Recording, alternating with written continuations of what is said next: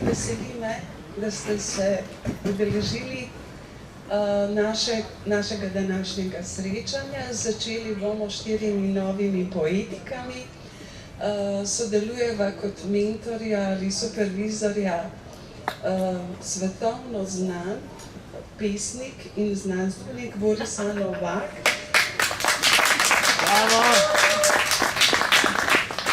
Jaz upam, da boste tako kot otroci, kot pravi Boris. Otroci so očarani, odrasli razočarani, ampak mi bomo oboji očarani.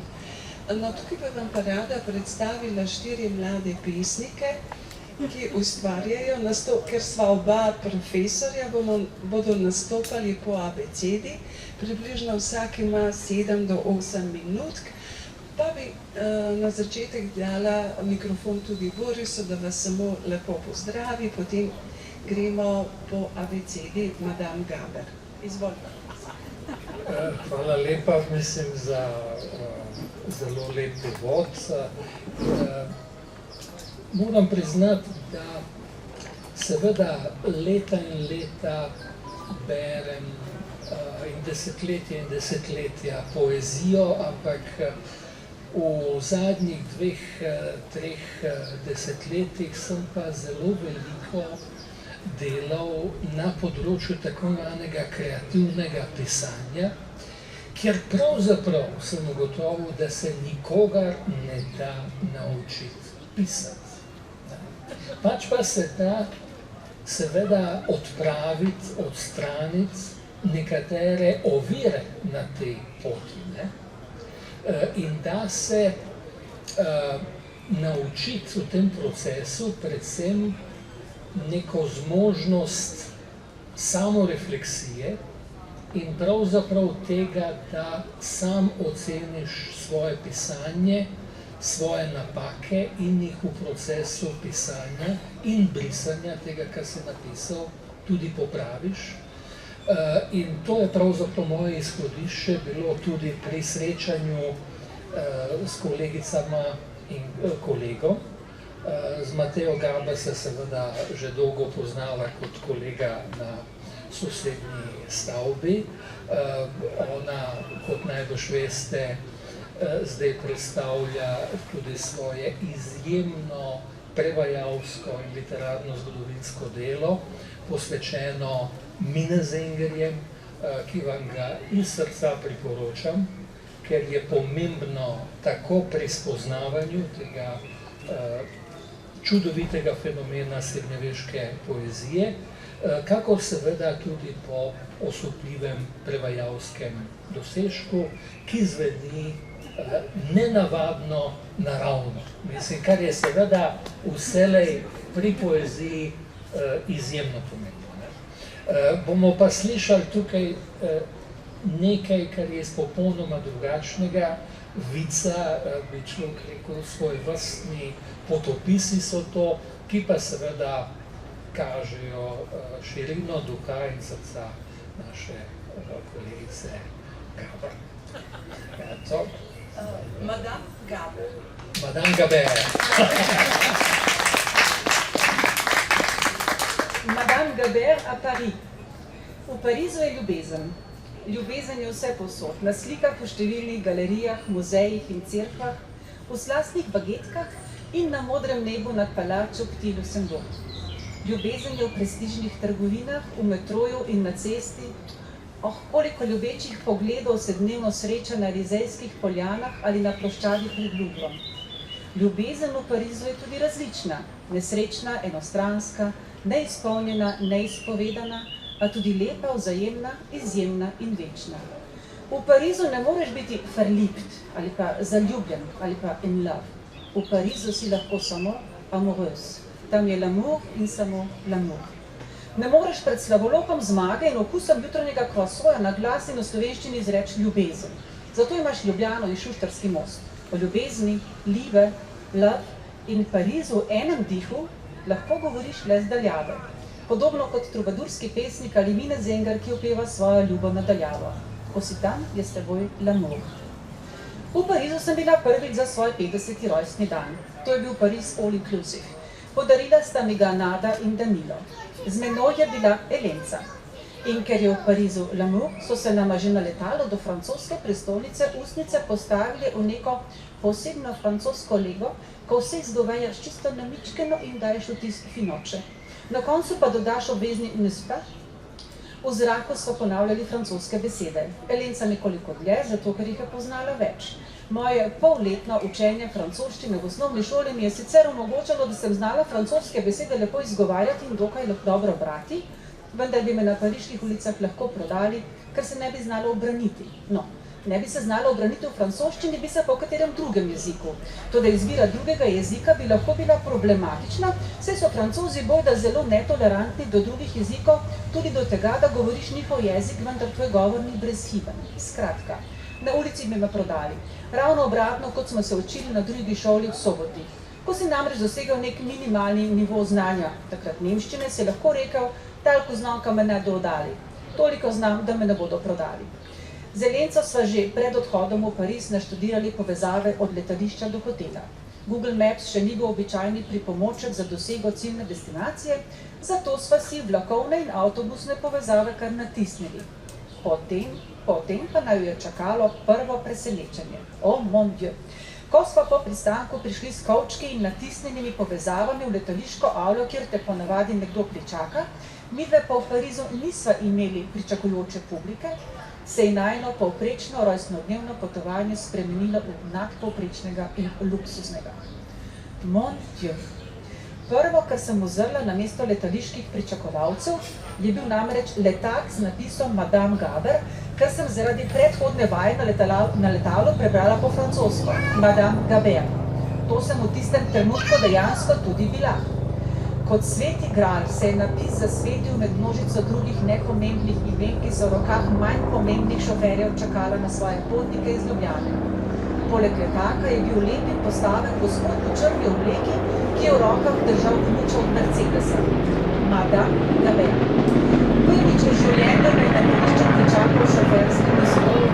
Prvič, vendar ne zadnjič, kajti sledila je še Moskva, sicer z manjšim šoferjem, a moskovski črni Mercedes je le imel usnjene sedeže v bež barvi in preštepane v šanel vzorcu. Z Elenco nad letakom z napisom Madame Gaber nismo pokazali navdušenja, temveč so se obnašali, kot da je prevoz s črnim Mercedesom najmanj, kar so pričakovali od Pariza. Toda komaj sva se usedli na zadnje sedeže, že sva klicali domov važni, histerični, zadovoljni in srečni, kaj vse naj še čaka v prihodnjih dneh. Če se Pariz začne z Mercedesom, potem je to zagotovo dobro znamenje. Vsaj tako sem to videla jaz. Nemški avto na francoskem ozemlju, to je bilo treba razumeti drugače kot 14. junija 1940, ko so Nemci okupirali Pariz za kar 4 leta. Midve z Elenco smo nameravali ostati samo 4 dni. Imeli pa sva majhno težavico. V Pariz sva pripotovali na dan pred nakazilom moje plače in z borimi 200 evri. Hotel in vse ostalo naj bi imeli plačano vnaprej.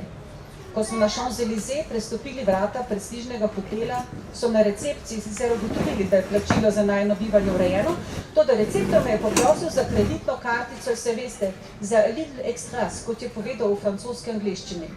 Panika. Jaz imam samo eno kartico, navadno tako za plačo, ne pa za kredit. Potem pa sem se spomnila, da imam tudi neko staro vizo, ki jo nikoli nisem uporabljala in je tudi že zdavnaj potekla. Čisto mirno sem receptorju dala nedelujočo vizo, da si je prekopiral številke in sprejela ključe sobe. Z enako mirnostjo sem pred mnogimi leti pokazala svoj NSK potni list študentom na volišču, ko sem volila Viko Potočnik za županjo. Vse dokument v redu, sem ga nagovorila in obkrožila Viko, čeprav je bilo jasno, da ni. Komaj sva zeleno prestopili prag sobe, so sledila nujna navodila. Dokler ne vidiva, ali bo plača z filozofske fakultete prispela do francoskega bančnega avtomata, ne zapravljava za Little Express. Hladilnika ne odpirava, pravzaprav ničesar ne odpirava, dokler naslednji dan na zaslonu avtomata ne bo pravih številk.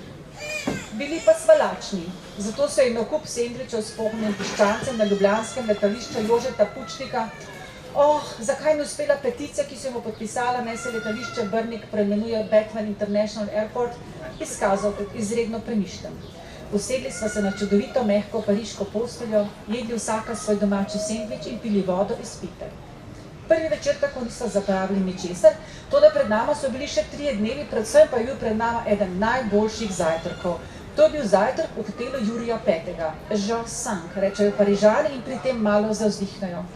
Kako ne, ko je to najlepši hotel na svetu. Pred njim so lepi concierge, lepi vratarji, ampak s francoskim poimenovanjem dodatno pridobijo na lepoti. V njem diši po lepem, v njem so lepi ljudje, v njem so lepa ogledala in lepe oljne slike v lepem stranišču, ki je videti kot kakšna manjša grajska soba. Šla sem lulat, čeprav me sploh ni tiščalo, saj nisem hotela ne izrabiti doživetja, ko lahko lulaš v skoraj grajskih prostorih. Počutila sem se grofica, la comtesse. V stranišču je dišalo kot v pritličju ljubljanskega Müllerja, preden ga zapirajo in so v njem zbrani vsi dnevni iztiski iz parfumskih testerjev. V hotelu Georges Cinq je pričakala Nada in nam za skupni zajtrk izbrala najlepšo okroglo mizo. Komaj sem se usedla, že je natakar primaknil poseben taburet, da sem nanj lahko odložila torbico. Spet sem bila la comtesse. Zajtrk mi je poleg gastronomskih užitkov in umamija dal še pomembno gotovost, kajti zelenco sva se najedli za ves dan in polog na bančni avtomat ni bil več tako zelo nujen za najino dostojno preživetje dneva v Parizu. Ob 11:01 je bila rešitev na ekranu distributeur de billets, kot je Google Translate prevedel bančni avtomat v francoščino. Allons enfants de la patrie, le jour de gloire est arrivé. Ustanite, otroci domovine, dan slave je prišel. Lahko bova šli nakupovat, odlično jest v Louvre in kar je bilo izredno pomembno, lahko bova odprli minibar v hotelski sobi, ne da bi se pri tem sekirali zaradi Lidl Express. Ko sem zapisala slovenski prevod francoske himne, sem opazila, da na začetni verziji slovenskega besedila pozivajo naj vstanemo. Francozi pravzaprav niso nameravali vstati, do tega jih je prisilil ravno slovenski prevod. Se željal. Zdaj pa kar po celem svetu vstajamo, ko zaslišimo melodijo katerekoli himne, po zaslugi Slovencev verjetno. In zapoved je zapoved. Tudi Nemci imajo himni zapoved, svoji lastni očetnjavi zapovedujejo naj cveti. Blühe deutsches Vaterland. Nič čudnega, da Nemčija res cveti, če je to v vsakem petju zapovedujejo že, odkar je Heinrich Hoffmann von Fallersleben junija 1841 zapisal tretjo kitico današnje himne. Cvetenju in razcvetu Nemčije so prav gotovo prispevali tudi zmagovalci na olimpijskih igrah in svetovnih nogometnih prvenstvih, saj v tem zmagovalni Nemci venomer prepevajo in pozivajo k razcvetu. Slovenci imamo železnik. Žive naj vsi narodi. To pove veliko o nas in taka želja je naravnost čudovita. Ne spa?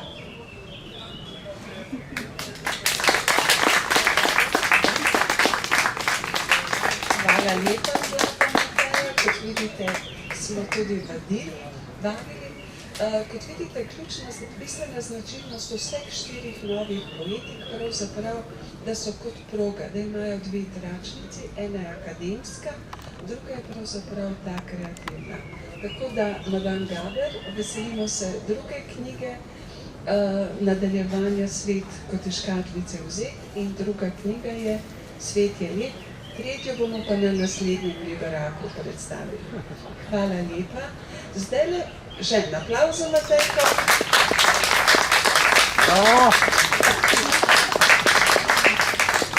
Mateja je naš spiritus movec.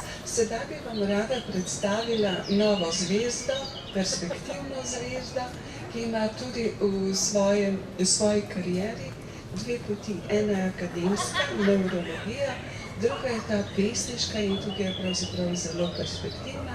Zato prosim Gajo Klarendič, da nas osreči z nekaj svojimi razmišljujočimi pesmicami. Izvoli, Gaja. Tisto detece je dete poezije. Hvala za razumevanje. Predvsem Matej za dodatek, dramski vložek. Hvala Mileni, no pa tudi profesor Novaku za vas trud vajen, ki ste ga vložili v to, da smo speljali večer. Jaz moram priznati, da ne vem, s čim si zaslužim to naklonjenost, ki mi jo Milena izkazuje, no? Ampak sigurno pa dobim veliko enih idej ali pa tudi želje po brušenju mojih del. Zdaj, za današnji večer sem izbrala par pismi.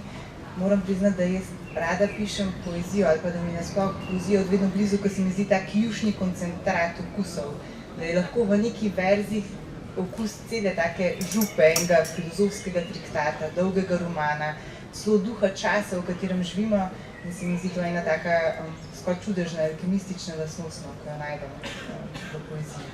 Pa še česilenje, kako se temu reče, priročno. Imunologija zla je naslov prve pesmi. Ko si ga rodila, si želela njegovo sobo očistiti vseh klic zlega in grdega. Obsedeno si sesala, pometala in brisala vse, kar bi lahko okužilo njegovo nedolžno dušo. Pravljice si zdrgnila do kičaste prijaznosti. Spočetja so bila samo brezmadežna, besede pa prekuhane na tako visoki temperaturi, da so skrčile svoj pomen. Dokler nisi nekega dne skrušeno ugotovila, da je njegov imunski sistem iz dolgčasa začel proizvajati avtoimune bolezni, neprimerno bolj nevarne od blagih okužb. Naslednja pesem ima pa naslov Gojeno življenje. Če bi že morala živeti kot žival na živalski farmi, bi si izbrala ribogojnico. Saj plavala bi lahko prosto v vodnih boksih pod modrim nebom, ter se odločala, s kom bom zaplodila ikre. Ne bi bila kot kaka svinja zaklenjena v boks, kamor nikoli ne posveti kaj drugega kot neonska svetloba. Kamor bi me prišli brez opozorila oploditi in namnožiti semenom prašiča, ki mi ni dvoril in mi ni dišal njegov urin, da bi mu pustila naskok. Predvsem pa bi upala, da imajo ribe res samo nekaj sekund spomina, ker ali se je res vredno spominjati gojenega življenja. Naslednja pesem ima sramoto ob odkritju, da je to storila ona tako moreča, da je raje potuhnjeno stala v kotu in nato še cel teden bolj pridno pospravljala ter sestri nosila darilca, da bi se vsaj malo odkupila za krivico. Slabo je prenašala pogled na kri, rada je lično in lepo pisala, lahko je gledala samo filme s srečnimi konci. Če bi morala kar tako iz glave povedati najljubšo pesem, bi se spomnila na tisto nežno, ki se zadnje čase tolikokrat vrti na radijskih postajah. Znala se je izogibati nevarnim situacijam, kontaktne inhibicije, rastejo dalje, jejo kolikor jih je volja, vedno več in več in več. Ne umirajo, strmijo k večnosti in kmalu prevzamejo povelje. Škoda je samo to, da rak, ali sem omenila, da imamo laboratorij na Onkološkem inštitutu, na koncu uniči organizem in nadcelice izgubijo prostor, kjer bi lahko nadaljevali svoj veliki triumf. Za njimi je ostajala preprosta resnica. Človek je mrtev. Številka 15. Vojaki so trilčkali po asfaltiranih tipkah, golobi pa so z Mozartovimi kroglicami tlakovali cesto, ki v basovskem ključu vodi do Smetanovega drevoreda. Zvoki se topijo v ustih. Četrtinke se podaljšajo, osminke se podaljšajo v četrtinke, polovinke pa nabreknejo v celinke in si le še pavza na notnem črtovju.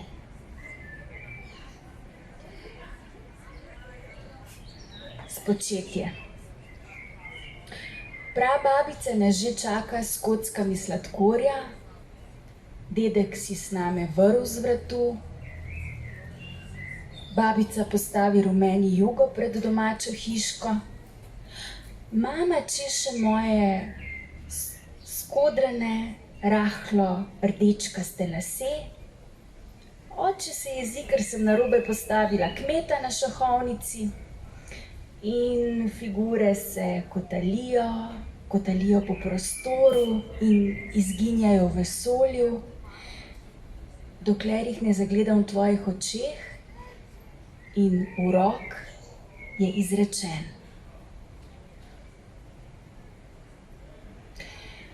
Če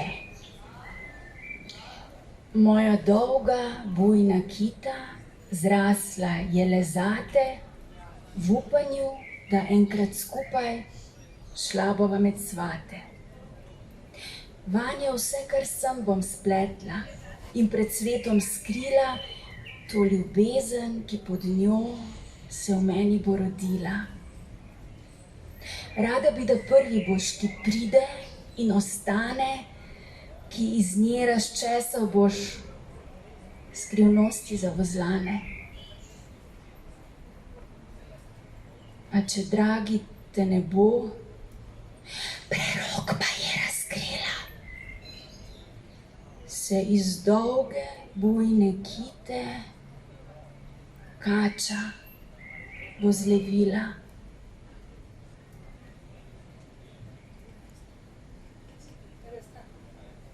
In da vas ne bom preveč prestrašila, rečem samo, nadeni si čepico, preden greš vame. Med nogami. Še huje bo. Med nogami mu binglja Ostržkov nos. Z visokimi petami seka 4 peresne glave in z odprtimi usti je gledal zahod njenih prsi. A sem že predolga. Potem pa še Jesenin tke Izadorin šal.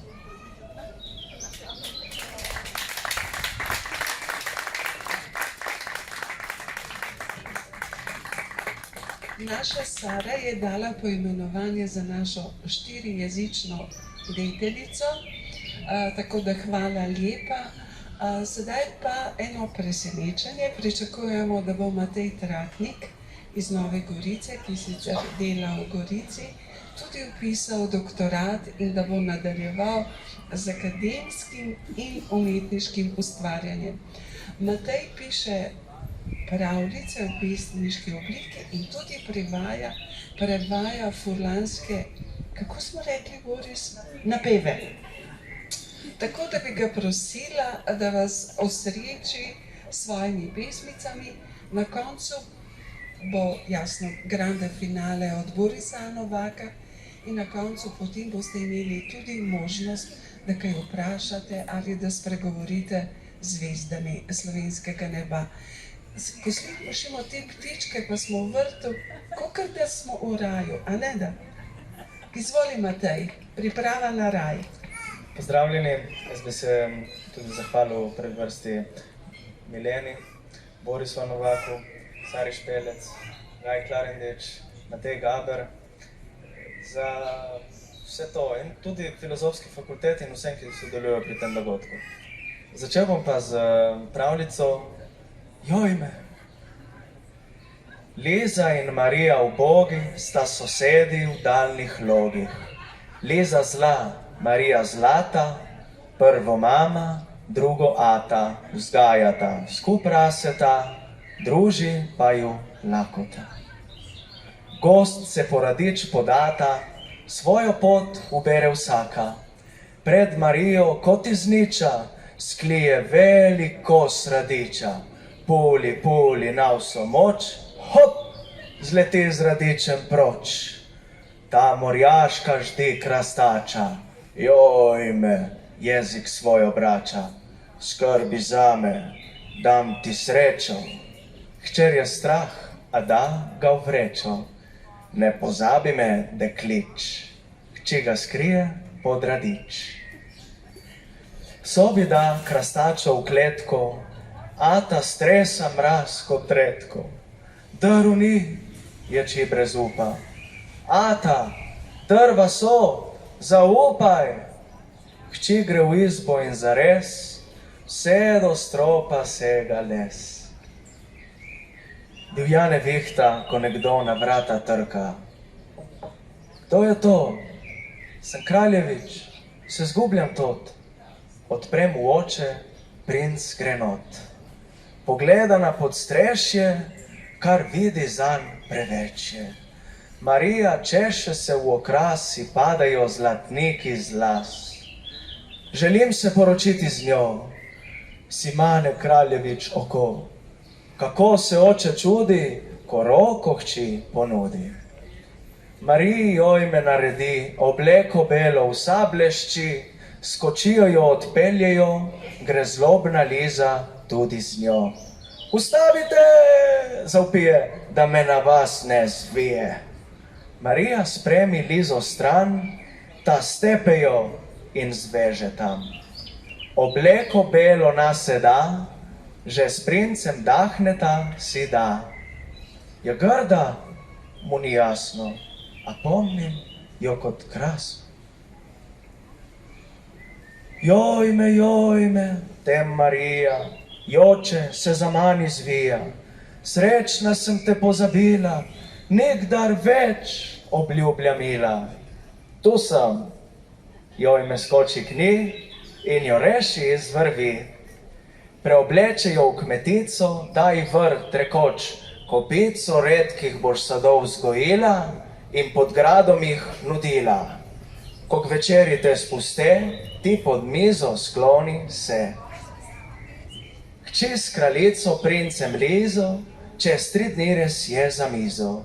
Skloni se, tam ljas z jezikom jojme liznejo, kot sliko iz kmetice spremeni v lepotico prejšnjih dni.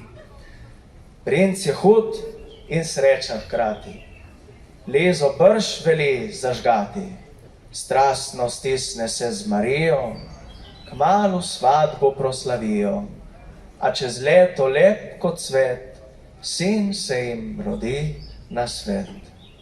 Noč, sinko vije, krog vratu se kača. Jojme, saj sem tu, kot kača, ne pozabi me. Zažuga jojme in umre. Marija upepeli ga, v grlju obdrži ga. 14. stoletja so ohranjene 3 pesmi v furlanščini na notarskih rokopisih. Ena ima zelo podobno obliko, nekatere od njih so napisane po trubadurskem zgledu, dostikrat na humoren način, malo pa izstopa tudi najmanj znana od njih, sonet Furlan v originalu ali furlanski sonet. Onkraj najinih poljan sreča večkrat me lep fant. Rekla sem mu dober dan, on pa da res bi bil. Rekla sem, kaj delaš tam, tako prelep, tako dvorljiv. Krasna gospa, na vaš poziv, prišel bi na delo k vam. In delo nosi puščica, slušaj me nevernik ti, tistemu bom ljubica, ki mi trto posadi. Majica že proč leti, se že k spodnicam voljan. Korenino v piči not, kot da luknja bi bila, potiska gor vse do dna, močno, močno, o moj Bog, saj bo steblo šlo na 2, ko takole je zagnan. Obrezati bo treba zdaj, dečko, ta barviti gaj. Mar plačilo bi želel, da za delo bi prijel, saj morda je več kot zrel, a reci, kaj bi, diamant? Tako dvorli, tako prelep, tisti fan, tako sladko, takoj odgovori na to, gospa, ne gre mi za vaš žep, z vami mi je res lepo, naj vas let nikar ni sram, kot metuljček tja do viška, fant se na drevo uspne, najde lepo gnezdece, not zakoplje svojega ptička, z glavo rdečo kot od liščka, stolče, kar je tam. Ko obrezana je trta, kar tako pusti me tu. Zburjena sem, Bog odprta, prav za vse za hip miru. Mučno mi je še v snu, jojme, kot drnjam. Daj Bog, da delavec se vrne rezat ob trgatvi spet. Rešil bi me more črne, če mi polje spravi v red. Bog pa spolnil vsak obed, fant pripleše nasmejan. Kaj naj zdaj vam govorim, kaj sva tam počela z njim? Ker je njegova trta stala, grozdje sva v moj kož basala, spod se vsa sem pokapljala, on pa dalje polni van. Zvrhana je vinska kat, not potiska ljubček mlad. Porivaj, klen, tale mošt je kot meden, daj mi spiti, če bi rad, še kak gotljaj ti lep prigant. Ko sva šla dat mošt v sod, stromno je prijel za cev, skoz lijak je vstavil not v luknjo in začel vesel. A napolnila sod sva cev, vam odgovor je že znan. Ko mošt sva skup poskusit šla, me položi na stojalo, šilom not v bod zada, mošt prelije vse stojalo. Zdaj pa je ostalo malo, našo pesem tu končam. Onkraj najnih poljan, sreča večkrat me lep fant.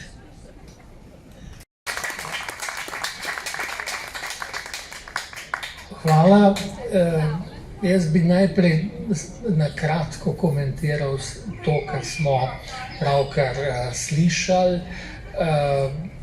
Tisto, kar je zelo nenavadno in plodno pri kolegici Gaji, je, da pravzaprav ruši neko razdelitev jezika na tisti del slovarja, ki naj bi bil poetičen, in na večino slovarja, ki naj bi bil nepoetičen in neprimeren za poezijo.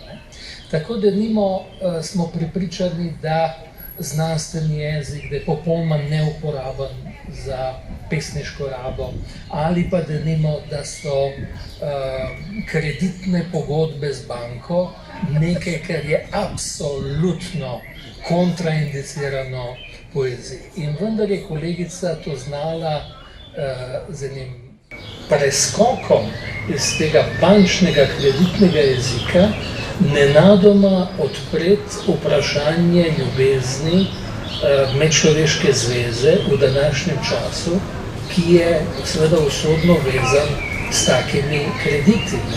In nenadoma se tudi vprašanje seveda ljubezni tudi nenadoma pokaže v neki drugi luči, tako da seveda je učinek poetičen in je paradoksalen, je duhovit, ampak obenem seveda čutimo, da je na tem na delu nekaj strašnega, nek družbeni mehanizem, ki nas seveda vse meri. Kolegica Sara je ravno tako izjemno pripovedno spretna in obvlada registre jezika in ustvarja neko zelo pomensko odprto polje. Nekatere pesmi, ki jih ni brala, so v tem smislu domišljijsko izjemno presenetljive. Danes je brala bolj pripovedne pesmi z velikim tudi interpretacijskim darom in lahko vidimo izrazno moč in neko raziskavo jezika, ki pelje k poetičnim učinkom in obenem nas navdaja z neko zavestjo seveda o vsej kompleksnosti družbe in medsebojnih odnosov. Tako da je ta pisava se mi zdi zelo zanimiva in plodna.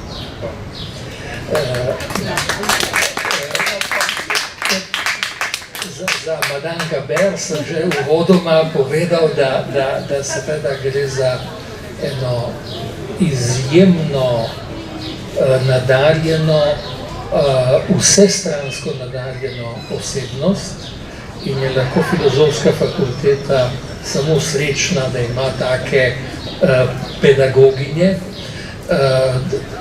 in njeni prevodi nemške, mnezengerske lirike so sjajni.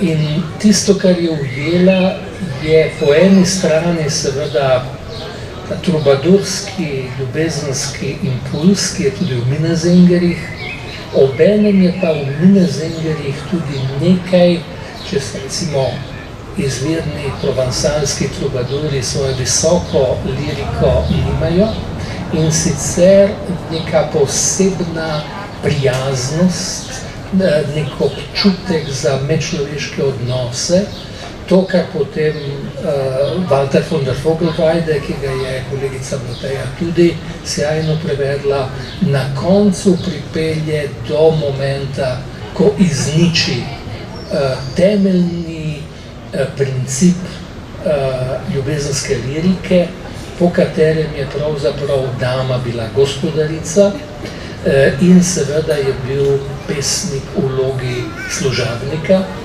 Stvarnost je bila seveda popolnoma drugačna, ampak on je dejansko, Walter je s tem potem na nek način s popolno demokratizacijo te ljubezni pravzaprav prišel tudi do konca te zgodbe. In tako da je ta mine, ki jo kolegica sjajno prenaša v današnjo slovenščino, ta čudovita stara beseda, ki je v povezavi etimološki s spominom, z boginjo spominom Nemozino, se pravi mine je ponotranjen spomin, je ljubeč spomin in seveda to je kult, ki potem doživi tako formalizacijo v nemško govorečem prostoru, da beseda mine izgubi veljavo, ker postane preveč klišejska in takrat jo zamenjajo Nemci z besedo Liebe. To je zgodovina ljubezni. Pardon. Imamo čez pol ure, Ja. ki bomo sodelovali, Ja. pa tudi mi dva Seveda, seveda. Evo, kakšna beseda za Mateja, za furlanski, ki napel, potem pa imamo moj. zdaj so še pri Mateji, potem pa prijem. Evo, to, kar smo pa slišali, ta pariški potopis, seveda pa nakazuje en drug register. Prozni, pripovedni, duhovitost, občutek za paradokse in seveda za neko večkulturno šapo.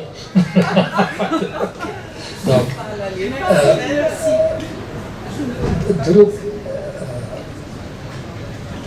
No, pred velikim finalem. evo, zelo na drugem delu tega registra, tudi v zvezi recimo z neko dediščino ljubezenske lirike v srednjem veku, je pa naš kolega Matej, ki je, se mi zdi, na nekem izjemno plodnem razkoraku med ljudsko umetnostjo in seveda nekim sodobnim utripom. In se mi zdi zelo plodno, da pravzaprav vse naslanja po eni strani na slovensko izročilo, po drugi strani pa na furlansko izročilo. In to se potem čuti tudi v ritmiki njegovih pesmi, v njegovem nastopu. Je tudi glasbenik, sem mislil, da boste kaj zapel, ne? Tako da to je zelo lepo, zelo lepo. V redu. Zdaj pa bom jaz prebral nekaj svojih pesmi, ki so pravzaprav povezane vse z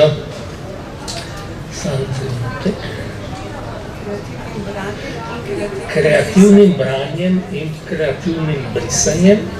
Mislim, da bom to iz ene druge knjige lažje prebral, ker ta je preobsežna. Gre pa vrata, ne po vrata.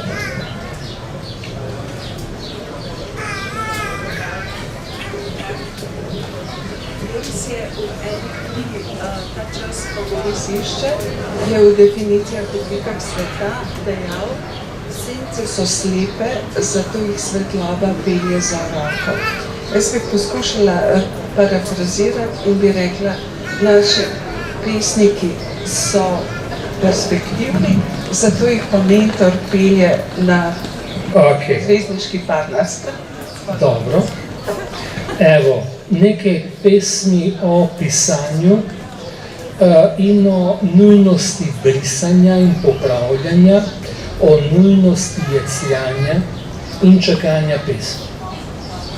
Proza je seveda železarna, proza je vsakdanje delo, je garanje In pri prozaistih, če ne stopijo vsak dan v gas, ki so jo v velikem trudu naracije iskali dneve in dneve, mesece in mesece, leta in leta, to gas zgubijo. To je strašno delo. Pesniki smo navidezno bolj srečni, zaradi tega, ker je naše delo zlatarsko. In tisto, kar je pa prekletstvo tega zlatarskega dela, je pa čakanje. Zaradi tega, ker moramo čakati na pesem. In to včasih pripelje do skrajnega obupa in norosti. Jaz sem začel pisati natančno 1. septembra leta 1969 poezijo. Prej sem pisal prozo, pozneje ne. In evo, tukaj je pesem pesniku, ki sem bil, ki gre takole. Imel sem 15 let.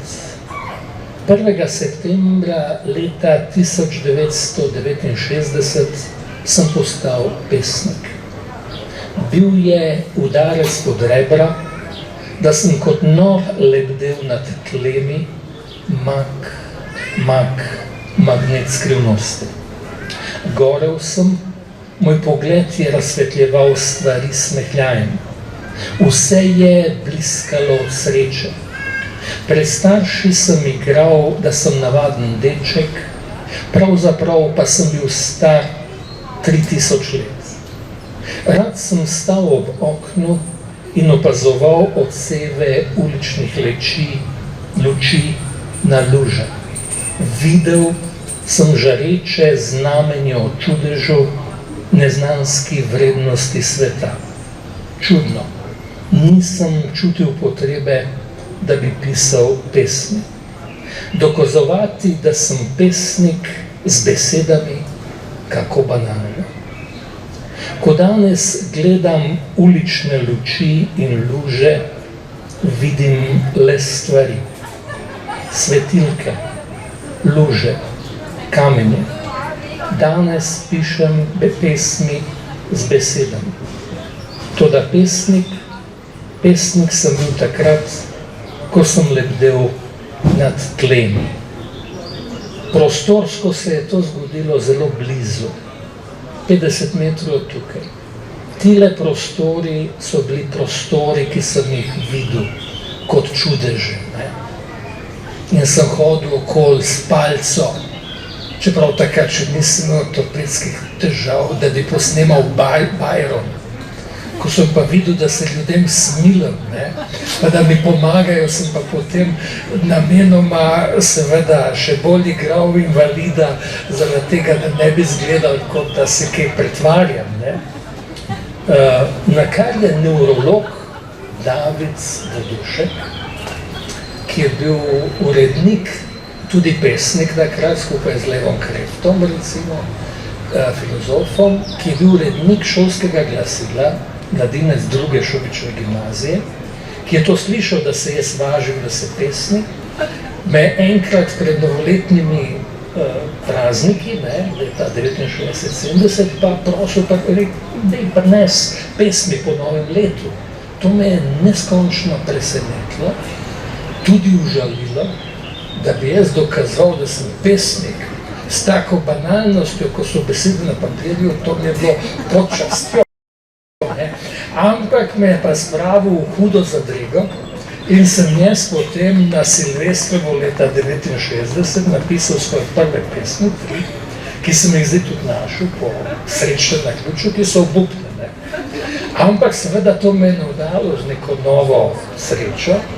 Potem moram reči, da sem se od same sreče tisto noč tukaj zelo blizu napil od samega šampanca in potem sem prespal ves naslednji dan. Evo, zdaj pa...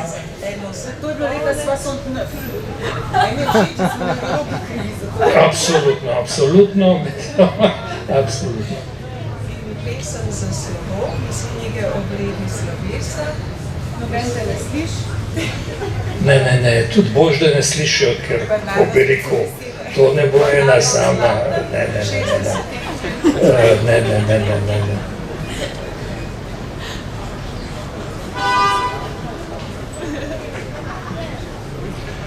Hvalnica čečkanju. Rad praskam po papirju, belem, praznem, svinčnikom, kuljem ali peresom. Ob teh sledeh uživam z vsem telesom. Saj ni stvari bolj čiste in porazne, kot je bel nepopisan list papirja. Saj ni stvari bolj srečne in popolne, kot je beseda sred beline. Bolne so roke, če ne pišem. Od nemira obsedene oči, če se beseda ne oglasi. Brez pesmi sem neumen, strmim v svet, ničesar ne razumem. Nakar me zgrabi težka strast čečkanja, igra, radovedna in vsevedna. Neslišni glas diktira pesem, kot v sanjah. Hvalnica jecljanju. Priznam, težko pišem, le jecljam. Jaz, pesnik, mojster klasičnih oblik, profesor verza. Bilo bi me sram, če bi študentje vedeli. A dotik peresa in papirja me paralizira. Nerodno raste pesem iz tišine. Kot da je v popolnosti beline drget črk le napaka, sled nemira. Vsak vers se moram šele naučiti pisati, kot da se učim hoditi. In ko se naučim, ko dokončam to pesem, je to znanje le dim, slepota. Pri novi pesmi ne pomaga. Spet sem sam, spet se učim hoditi, spet jecljam. In ravno to je največja lepota. Hvalnica čakanju. Ne bodi nepotrpežljiv. Navadi se čakanja. Kaj je stih? Blesk pomena na konici hipa, na konici zvena. Žareči zvok zavit v mok. Vadi prisluškovanje. Iz tišine vznika in vanjo spet poniha tihi stih. Ta ritem, ki povzema krvotok in dih. Odmev neizrekljivega dotika. Osnovno vprašanje je, kako prenesti mok. Kako zdržati čas brez pesmi, ne da bi znorel. Oko zaman strmi v bel papir. Te bo glas odrešil. Tvegaj, čakaj. Pesem je brezdanja. Umetnost pesništva je dar čakanja.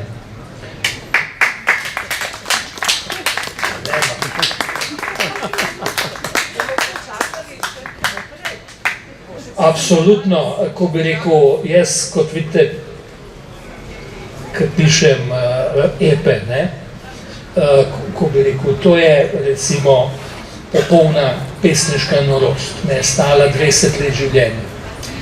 Kar pomeni, da se meni recimo občinstvo pri teh nastopih niti najmanj ne smiri. Jaz sem v tem smislu popoln sadist, ker sem bil do sebe tak mazohist, imam pravico do tega sadizma. In evo, to, kar vam bom prebral, še to, kar sem napisal pred dnevi za danes. In tukaj moram reči, da je pri naslovu tega dogodka prišlo do napake da je pravzaprav to kreativno pisanje, umetnost pisanja in brisanja. In tole je brisani sonet. Brisani sonet je eden izmed mojih formalnih izumov. To je pač taka struktura, kot vsaka brisana pesem, in jaz sem rad pisal zmeraj take pesmi, kjer število verzov pojema iz kitice v kitice. In to ustvari zelo zanimive, ritmične, pomenske in seveda neke eksistencialne učinke. Kar zadeva brisani sonet, je to struktura, kjer ima prva kitica 5 verzov, druga 4, tretja 3, predzadnja 2 in zadnji vers je osamljen in se zagrinja v belino papirja. Umetnost pisanja je modrost brisanja. Kar najbolj bistven element pisanja je brisanje. Ostane najčist zven, pomen kisanja, praznik namesto vsega praznega, odvečnega, pozerskega, okrasnega, zgolj leporečnega. Pisanje je iskanje prabesed, raziskovanje skrivnega jezika, v blebetanju množic, tiha sled dlani in ran, spomin izgube in dotika. Garaško delo zgodbe, ta jeklarna, brušenje diamantnih stihov, ta zlatarna, drama kot umor, umetnost, rama drugega.